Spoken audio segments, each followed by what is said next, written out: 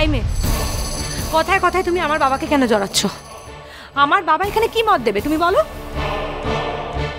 তুমি কি আমার বাবাকে বলে ডিঙাভাসি থেকে পালিয়েছিলে, নাকি আমার বাবাকে বলে তুমি নীলকে বিয়ে করেছিলে? এখন খুব বিনুমামু করছো যে। এই চকুচুটি চুপ কর। তখন থেকে মুখ বাঁকিয়ে বাঁকিয়ে ঝগড়া করে যাচ্ছে, বঙ্কামুখি কোথাকার। তোর কি? তুই চুপ করে থাক, খুব ছুটি দেবো একদম। রাঙা পিসি। ঠাকুরজি মুখে একটু কুলু পাটো, একদম চুপ করে এখানে দাঁড়িয়ে থাকো। দিদি, বিনু মামুকে কেন এই ব্যাপারে জড়াচ্ছি সেটা না হয় আমি আর বিনু মামুই বুঝবো।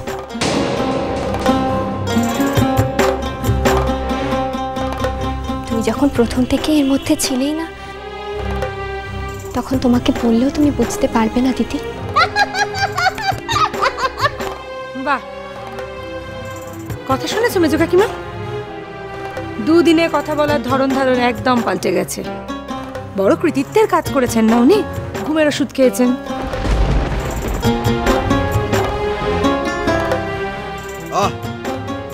তোমায় যখন বারবার ধরে বলা হচ্ছে যে মাথা ঘামাবে না, তাহলে কেন মাথাটা ঘামাচ্ছ? আমাদের মাথার উপর আমাদের না যথেষ্ট ভরসা আছে। এবার থেকে এই ধরনের কথাবার্তাগুলো একটু বন্ধ ঘরে করবেন বাবা।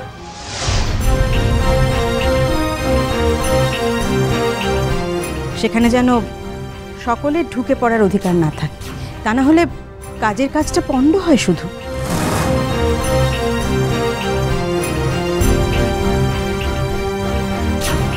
কথাটা কি তুমি আমায় বললে মা? মেজকা শুনলে? বাবা, তাহলে যখন দেখা যাচ্ছে যে ওর এই বাড়িতে থাকতে আপত্তি আছে, তখন ব্যাপারটা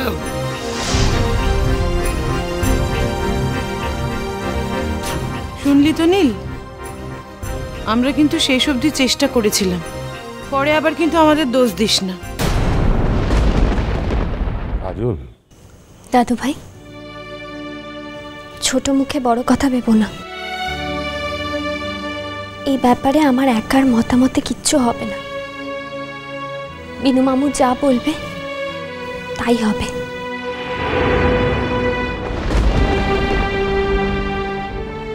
মৃত্যুর মুখ থেকে রক্ষা পাওয়ার পর সমস্ত বাধা উপেক্ষা করে বিনু মামুই আমাকে আশ্রয় দেবেন বলে নিয়ে গেছিলেন।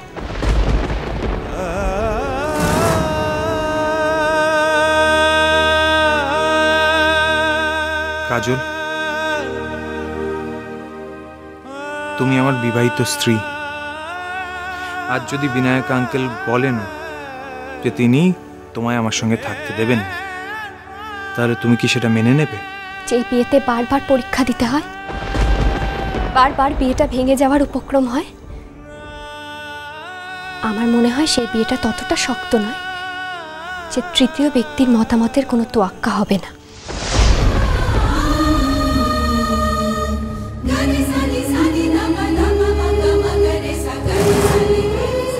ও বুঝেছি, মেয়ের খুব রাগ হয়েছে, তোমার খুব দুঃখ হয়েছে, তাই তো?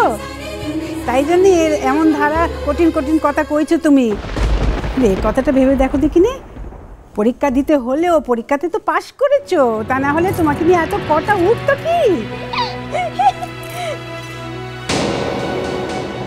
ও আজকের পরীক্ষাটাতে পাশ করেছি ঠাম্মা, কিন্তু কালকের পরীক্ষায় বা তার পরের কোনো পরীক্ষায় পাশ নাও করতে পারি।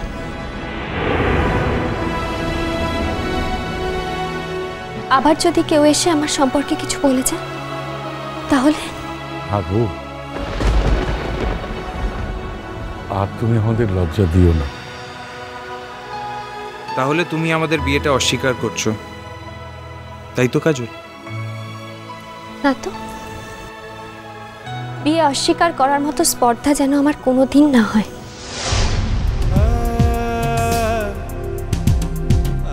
কিন্তু তুমি যেসব কথাগুলো বলছো তাতে তো তাই মনে হচ্ছে মা। দাদা, ও মনে হয় কিছু শেখানো কথাবার্তা বলছে। ও ভালো করে বুঝতেই পারছে না ও কি বলছে না বলছে।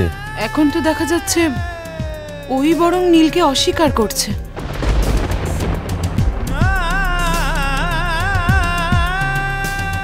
আমি বাবা কোনো কথা বলবো না, আমি তো কথা বললেই এখন দোষ হয়ে যাচ্ছে। আমি আমার বিয়েটাকে অস্বীকার করছি না জেঠু। বাহাঘরও অন্তত আমার কাছে কোনো ছেলেখেলা নয়। আমি অস্বীকার করছি বিয়ের অধিকারটাকে। কে কে তুমি দিদি? আমরা এক বাবার সন্তান। আমি ওর সৎ বোন চন্দন দাদা। কি বলছো তুমি উর্বশী? বিনায়ক জানে এই কথা? না, কেউ জানে না। ও আমাকে দিয়ে শপথ করিয়ে নিয়েছিল, আমাকে ভয় দেখিয়েছিল। ও বলেছিল আমি যদি কখনো কাউকে কথা বলি তাহলে ও আমাকে আর আমার মেয়েকে এখান থেকে তাড়িয়ে দেবে। এখন ও যখন প্রকাশ করে দিয়েইছে যে ও তোমাকে চেনে, তখন তো আর তোমার একার কথা রাখার দায় রইল না। এখন দুনিয়ার সত্য সবাই জানুক যে ও তোমাকে চেনে। চন্দন দাদা, চন্দন দাদা। না উর্বশী না, তুমি আমাকে আর বাধা দেবে না। যে কোনো একটা সিদ্ধান্তে আমাদের এবার আসতেই হবে। কিন্তু এ কথা চন্দন দাদা জানে কি রাখো, রঘুবীরকে এবারে আর ছাড়িব না, তাতে যা হবার তাই হবে। ঠিক কথা, আমি সব করে তোমার সঙ্গে আছি জয়।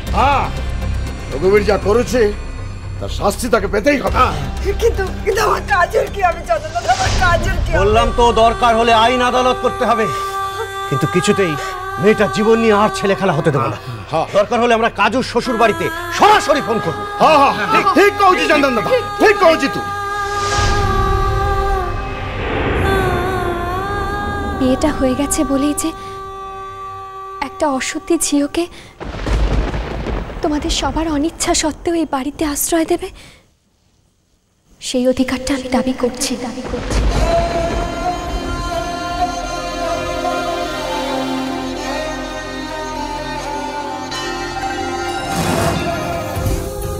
আমি বাড়ি থেকে চলে গেলেও নিজেকে বিবাহিত বলেই জানব, কিন্তু বিয়ের কারণে আর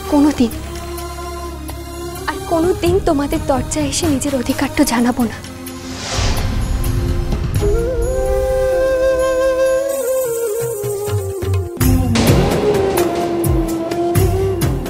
আর বাবা, এই কথাগুলো আমাকে কেউ শিখিয়ে দেয়নি, আমি নিজেই শিখেছি। আর শিখেছি আমার নিজেরই জীবন দিয়ে।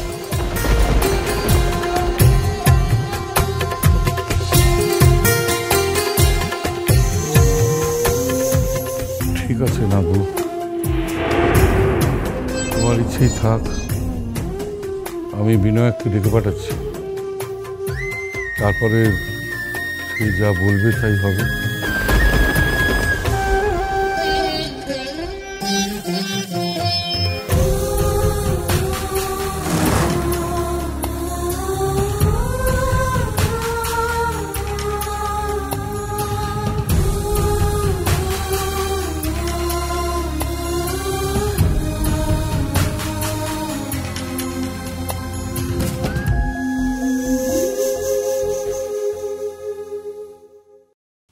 বাবা বিয়ে মশাই এসেছে। এসো এসো এসো, বসো বাবা। বিনায়ক, তুমি যে এসেছো, আমি তো ভাবছিলাম তুমি বোধহয় আর আসবে না, যা রেগে আছো আমাদের উপর।